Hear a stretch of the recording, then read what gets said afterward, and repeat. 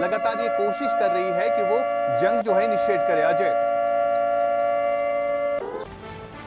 आशिक, आपको रोकना चाहूंगा, इस वक्त की एक और बड़ी ब्रेकिंग न्यूज़ आ रही है। आपको बता दूं कि पहलगाम हमले के बाद पाकिस्तान में लगातार खलबली है और पाकिस्तान में आपको बता दूं कि मदरसों में 10 दिन की छुट्टियां डाल दी गई हैं और लगभग 1000 मदरसे हैं जहां इस वक्त ताले लगा दिए गए हैं, छुट्टियां डाल दी गई हैं, क्योंकि इन मदरसों में लगातार रेडिकलाइजेशन करके आतंकी बनाने और अलगाववाद की जो चीज़ें हैं उसको सिखाने का काम किया जाता है। क्योंकि पाकिस्तान में लगातार आतंक की जो फैक्ट्री है उसको बेसिक जो एजुकेशन दी जाती है वो इन मदरसों के ज़रिए दी जाती है और शायद इसी वजह से इन 1000 मदरसों जहाँ पर इस तरह की तालीम दी जाती होगी उनको बंद कर दिया गया है 10 दिन के लिए। लगातार हलचल है पाकिस्तान में इस चीज़ को लेकर कि भारतीय सेना कभी भी पाकिस्तान पर हमला कर सकती है। जो जानकारियां हैं, सरहद के पार पाकिस्तान ने लगातार गांव खाली करवाकर वहां पर सेना और तोपखानों की तैनाती जो है वो पहले से कर रखी है,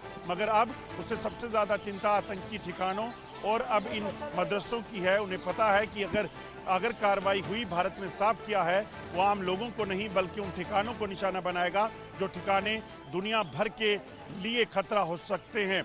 आशिक के पास वापस चलेंगे। आशिक, क्या लग रहा है जिस तरीके से कार्रवाइयाँ हो रही हैं, ये कार्रवाइयाँ बड़ी ज़रूरी हो जाती हैं? आप सिर्फ सवाल का जवाब दीजिएगा। पाकिस्तान में मदरसों को ताला लगाया गया है, 10 दिन की छुट्टियाँ। देखिए, बिल्कुल इस तरह की हलचल लगातार हम देख रहे हैं। खासतौर पर पीओके में कई सारे ऐसे घर हैं, कई सारी ऐसी बस्तियां हैं जिनको खाली किया गया है और अब जो है वहां पर जो मदरसे हैं उनको भी कहा जा रहा है कि 10 दिनों के लिए बंद किया जाए। यानी इमरजेंसी की सूरत हाल जो इस समय पीओके में बनी हुई है। खासतौर पर अगर हम स्थानीय लोगों की बात करें तो स्थानीय लोगों को भी अब डर लगने लगा है, क्योंकि जिस तरह से सेना वहां पर लोगों को ये कह रही है कि आप घरों से निकलकर किसी और जगह शिफ्ट करें। और साथ साथ सबसे बड़ी बात यहां पर यह है कि पीओके में जितने भी आतंकी ठिकाने हैं उनको भी खाली किया गया है और ये खबर सामने आई कि जो हाफिज सईद है उनको भी शिफ्ट किया गया है किसी और लोकेशन में और लाहौर में उन्हें रखा गया है। यानी इस तरह की इमरजेंसी की सूरत हाल जो है इस समय पीओके में बनी हुई है।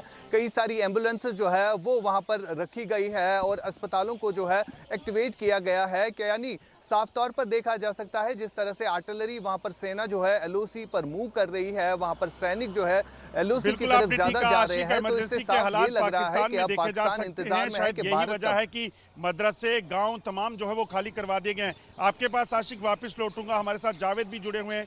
जावेद, लगातार जांच का सिलसिला जारी है। एनआईए के डीजी से लेकर तमाम जो आला अधिकारी हैं वो खुद पहलगाम में जो साउथ कश्मीर में वो कैंप किए हुए हैं। क्या ताज़ा अपडेट है, कहां तक पहुंची है जानकारी, कहां तक पहुंची है जांच?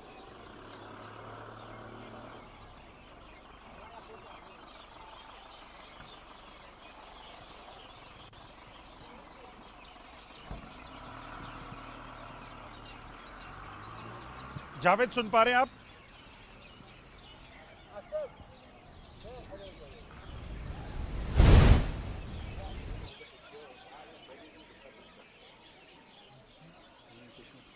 शायद जावेद तक हमारी बात नहीं पहुंच पा रही है। तब जब तक जावेद के पास चलेंगे उससे पहले हमारे साथ अखनूर के वो लोग हैं, उन लोगों से बात करेंगे, क्योंकि ये लोग हैं जिन्होंने पाकिस्तान की तरफ से की गई फायरिंग, पाकिस्तान की तरफ से भारत पर थोपी गई तमाम जंगों का सामना किया है। और सबसे पहली आवाज़ यहाँ पर आप सुनेंगे भारत माता की जय के जयघोष। और ये वो देश के सिपाही हैं जो बिना हथियारों के पाकिस्तान को मात देते हैं और पाकिस्तान से मुकाबला करने के लिए लगातार खड़े हैं। इन्हीं से सबसे पहले जानने की कोशिश करूंगा, एक बार आपसे जानना चाहूंगा, क्या लगता है एक बार फिर से जंग के हालात हैं तो कितनी तैयारी? देखो, तैयारी तो हमारी वापिस आपके पास वापस लौटूंगा। एक और ब्रेकिंग इस वक्त की आ रही है, सबसे पहले ब्रेकिंग पे चलेंगे।